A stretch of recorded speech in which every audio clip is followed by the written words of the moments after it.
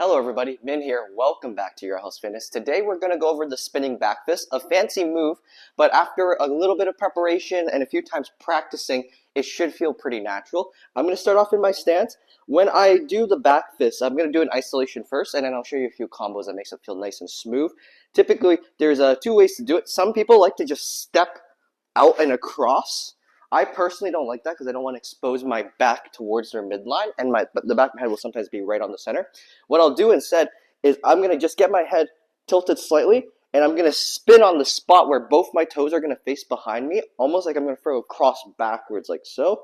When I turn, I want to make sure my right shoulder, the one that's going to punch, is way higher than the other side because this is going to give me a little shield. It's kind of like a Philly shell.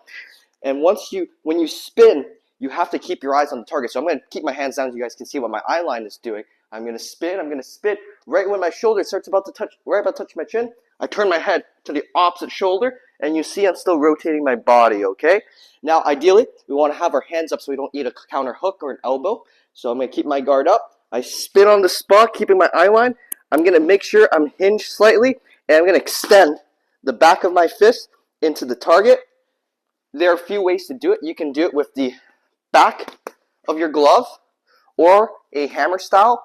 It depends on your range and what you feel comfortable doing. Hitting with the backside is not as powerful, but it's a lot safer. There's been a couple of times where people will throw a back fist, and instead of landing with the hard part of the hand, they'll land with the forearm and they'll snap their arm. So please be very, very careful. Focus on accuracy instead of just trying to whip through it. Once again, I'm just going to turn, extend, rotate back to my base.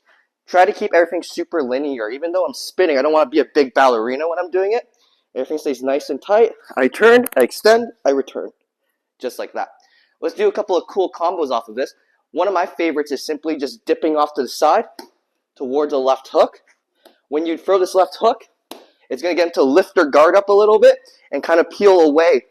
So when I throw this hook, I'm going to pull the guard down a little bit, come back to my face, and I'm just going to swap my hands.